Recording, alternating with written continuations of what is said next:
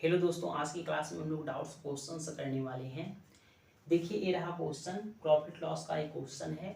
इसमें क्या लिखा गया है इसको हम लोग देखेंगे। इसमें लिखा गया है, यदि कोई वस्तु 40 रुपये में खरीद कर 55 रुपये में बेच दिया जाए तो उस पर लाभ प्रतिशत कितना होगा। सबसे पहले हम लोग बात करेंगे खरीदने और बेचने वाली।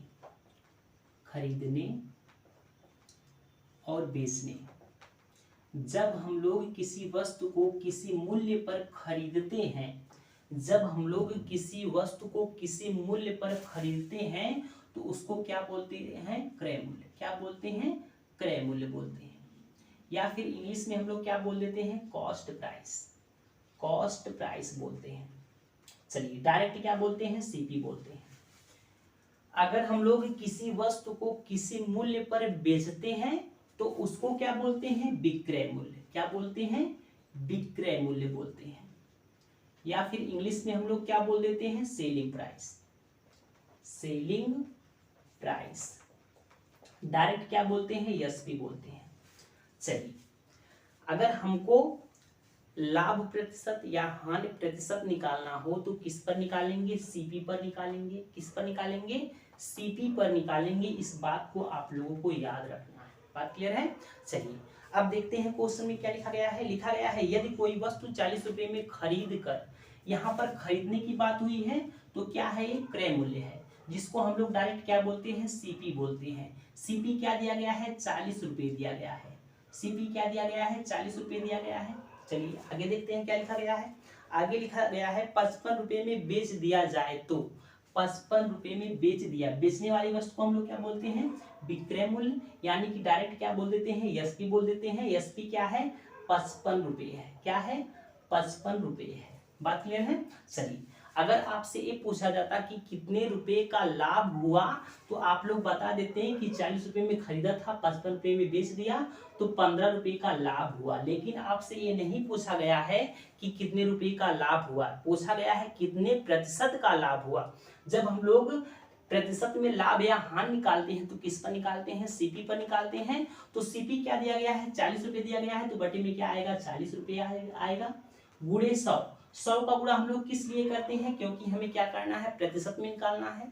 अब इसको हम लोग काटेंगे, 0 0 से कट जाएगा, 15 हमें 150 बटे 4। 4 का डिवाइड हम लोग 150 में करेंगे, कितनी बार जाएगा, 4 तिहाई 12, यहाँ से बचेगा 3, यहाँ पर हो जाएगा 30, 4 सत्ते 28, यहाँ पर बचेगा 2, 10 में बढ़ाएंगे 20 हो जाएगा, 4 5 से 20, तो कितना आ जाएगा, 37.5% आ जाएगा। 37.5% का लाभ हुआ। कितने परसेंट का, 37.5% का लाभ हुआ। बात क्लियर है। अगर हम लोग किसी वस्तु को 40 रुपये में खरीदते हैं और 55 रुपये में बेच देते हैं तो कितने प्रतिशत का लाभ होता है, तो आप लोग बताएंगे 37.5% का लाभ होता है। बात क्लियर है। अगर आपसे ये पूछा जाता है कि कितने रुपए का लाभ हुआ तो आप लोग बताएंगे 15 रुपये का लाभ हुआ। चलिए, अगला क्वेश्चन देखिए, ये रहा। इसमें क्या लिखा गया है, इसमें लिखा गया है, यदि कोई वस्तु 50 रुपये में खरीद कर 40 रुपये में बेच दिया जाए तो हानि प्रतिशत कितना होगा। चलिए, इसको हम मिटा देते हैं। लिखा गया है, यदि कोई वस्तु 50 रुपये में खरीद कर, यानी कि सीपी क्या दिया गया है, 50 रुपये दिया गया है, और एसपी क्या दिया गया है, 40 रुपये दिया गया है। अगर हम लोग किसी वस्तु को 50 रुपये में खरीदते हैं और 40 रुपये में बेचते हैं तो कितने रुपए का हानि होता है, तो आप लोग बताएंगे 10 रुपये का हानि होता है। कितने रुपए का हानि होता है, 10 रुपये का हानि होता है। हमने बताया कि अगर हमें लाभ प्रतिशत या हानि प्रतिशत निकालना हो तो किस पर निकालेंगे, सीपी पर निकालेंगे। किस पर निकालेंगे, सीपी पर, यानी कि क्रय मूल्य पर निकालेंगे। तो क्रय मूल्य क्या है, 50 रुपये है, तो बटे में क्या करेंगे, 50 करेंगे, गुणे 100। 100 का गुणा हम लोग किस लिए करते हैं, क्योंकि हमें क्या करना है, प्रतिशत में निकालना है।